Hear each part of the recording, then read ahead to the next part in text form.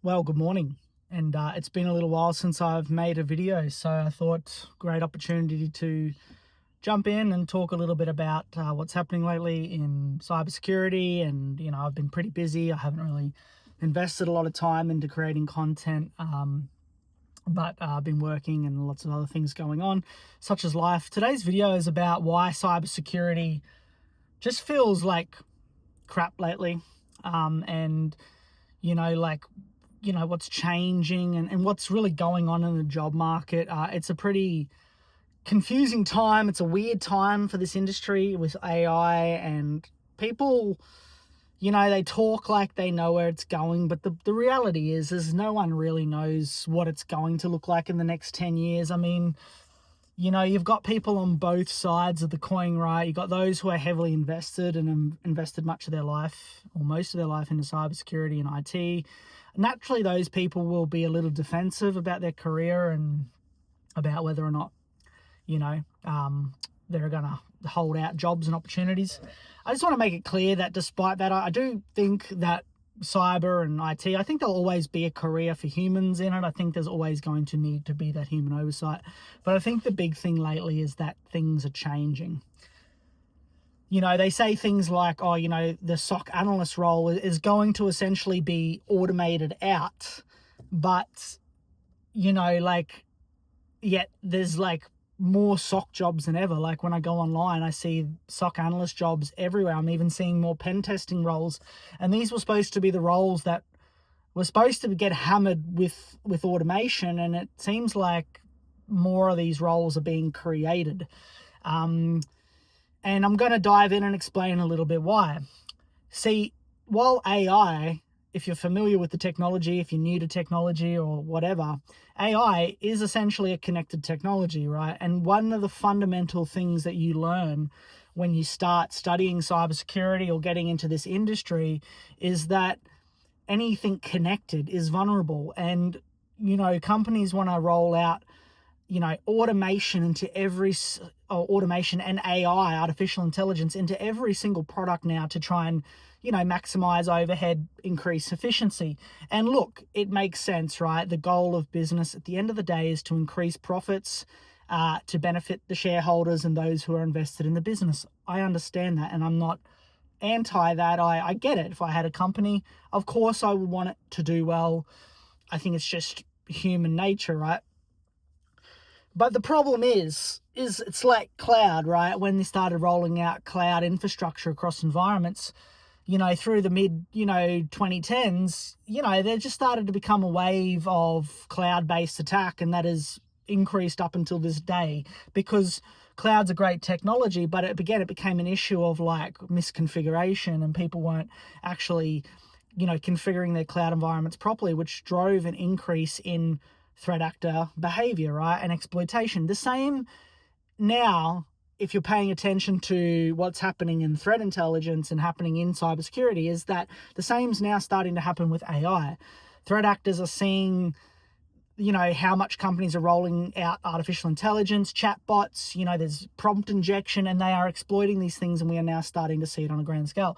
In fact, we're even starting to see campaigns now where the threat actors are actually manipulating and exploiting malware and analyst triage tools that are for automated triage. So to throw, security into the hands of AI at this point in time is still a big gamble.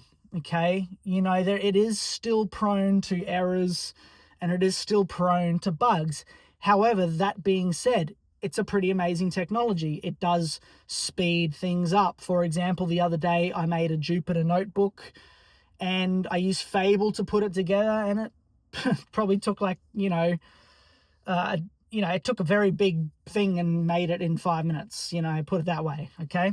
So that's incredible. That's incredible capability in the hands of a junior, someone who's only been in the career for a couple of years, right? So, which leads me into my next point, okay? Why are there so many jobs and yet it's hard to even get a call back? I mean, I'm hearing stories of people who are really struggling to get into this industry. So my thoughts on this are, and this is just based from my perspective, I'm not a recruiter. The first thing that I think is happening is, well, industries are changing, okay? There's redundancies left, right, and center. There's massive overhaul. There's AI is driving massive levels of restructuring in companies now, roles that,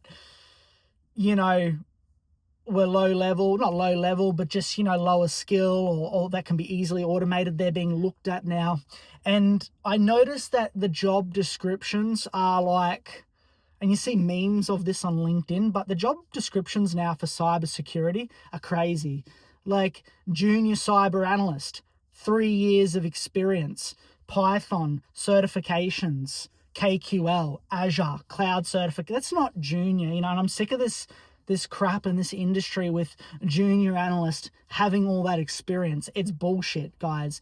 It takes years to build that kind of thing, like level behind you, right? Whether it be study or through self-study, but there is definitely some kind of, I don't know, I don't think recruiters fully understand. I think they're being told I think they're being like shown what the golden apple looks like, and then they're seeking the ideal candidate, but it's not reality for the most people. So it's creating a very competitive environment. It's also like, I think AI is just driving this like demand for like heavily multi-skilled cybersecurity professionals across many domains, so they can bring in a professional and then and pay them a junior salary, pay them a lower rate, and get them doing more work, because that is what AI is now doing. AI is not making work easier, it's giving us more work, because companies know that we have that to use. So they know that they can get more out of us. They know that they can squeeze more work out of us. They can throw us more task. And this is generally what's happening when you look at a job description. It's not just monitoring alerts now. It's really like a host of other things. And that's fine. That's good for you and your career, right? And for your, to be a professional across, or at least aware across multiple domains, so you can maybe specialize later. But this is what I think is happening. And I think it's dissolving the entry level. It's destroying entry level jobs. I think it's increasing, it's not easing things, it's increasing demand, it's creating more work for analysts. I think the quality, expectation for people is getting higher because of AI, and that kind of makes sense. I mean, you think about the capability of AI, what it can do. I mean, it can whip up scripts, it can whip up KQL, can help you configure cloud, it can do everything that an IT person, that general most IT task involve, and even now to an automated level. So yeah, it's increasing competition, it's increasing the expectation, it's dissolving the entry level. I think it's also suppressing wages. I think wages are getting pushed down and hammered as a result of it, because again, people know that you can, it's not like the old days where you actually had to really manually figure out things yourself. Now with AI, it's a tool that a lot of people can lean on to really speed up their workflow, but yet the work is not easier. There's more of it. That's what I'm noticing. There's just more work. So that's what I wanted to say. If cybersecurity's feeling a bit shit lately and you're feeling a little bit flat about it, I totally get it. I understand why. I think there's definitely an undercurrent of uncertainty. And if anyone tells you they know exactly where the field's going, they're lying to you, because no one really knows, what it's going to look like in 5-10 years. Again, like I said, I personally don't think it's going to go away. I think it's going to get busier. And that's not because I'm invested in it. It's my career. Look, the reality is I transitioned from other, business and another career. So like, for me, it's not like I've given up everything just to do this my whole life. I have come from other things. So I'm not coming from this place in bias that, I'm going to get all distraught and upset because my cybersecurity degree is worthless.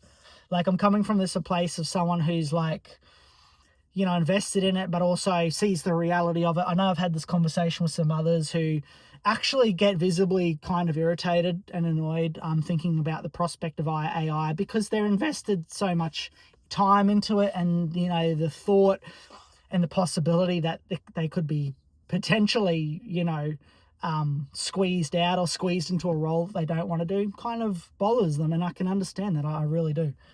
So anyway, that's all I have to say. If you're someone trying to get into cybersecurity right now, it is frustrating. The requirements are confusing. I guess the best bit of advice is, if you know someone, reach out to them and be like, hey man, you know, can you recommend me? The other option is make sure your cover letter and your resume is fully custom tailored to the job that you're applying for. Follow the instructions of the job role. Also realize that a lot of recruiters now are using AI filters. So if you don't have a degree or certain certifications, your resume might not even hit their desk. And that's especially in these larger companies. So that's something you need to keep in mind. If there's an opportunity in a smaller company, I would say like look out for those smaller company opportunities, because that can be a real growing opportunity. Yeah, it's not going to be like Huntress and Rapid7 and any of these like big brand name companies, but you know, it is a start, and you'll actually learn way more than you will in those big companies, because those big companies, all their processes are streamlined anyway, and those companies are essentially on the front line of automation as well. So yeah, focus on the skills, and yeah, I mean, embrace AI, learn how to use it, learn how to help it, like use it to enhance your workflow. You know, you can't fight it. It's here. Look, it annoys me some days. It is kind of, I feel like it's affecting this industry, and I don't like all the AI slop personally. But it is what it is, okay? And cybersecurity is an industry that doesn't stop, doesn't slow down. Technology is not going to slow down and stop. So I hope you enjoyed the video. This is not to be negative. I just want you to be realistic about your expectations. Understand that it's a weird time right now. I came into cybersecurity literally just on the cusp. So like ChatGPT was, you know, just starting to sort of gain a little bit of traction, but it was nowhere near the capability that it has now. And, you know, it wasn't good enough to be relied on. So I just come in at that time and I got in. But I feel for people now with Claude and higher capability models, you know, again, it's making this job way more competitive. And I feel like there are some delusional standards, so you're going to have to be patient with that. You know, look at job titles, and, you know, job titles should be very clear about what your role is, okay? If it's stating like multiple skills, multiple domains at junior level with a couple of years of experience, that's not a junior role, okay? Just keep looking. That's just either a delusional recruiter or an overly optimistic boss or hiring agent who's hopefully essentially trying to capture someone to do more work and pay them less. That's essentially what junior title means. It means do more and we'll pay you less to squeeze you, because that is what it is, right? And they'll try and manipulate or use your passion against you to think, well, you're passionate, we'll just give you more work. It doesn't work that way. You need to be compensated. All right. Thank you so much. See you in the next video. I'm not going to edit this one. I'm just going to upload it straight away. Cheers.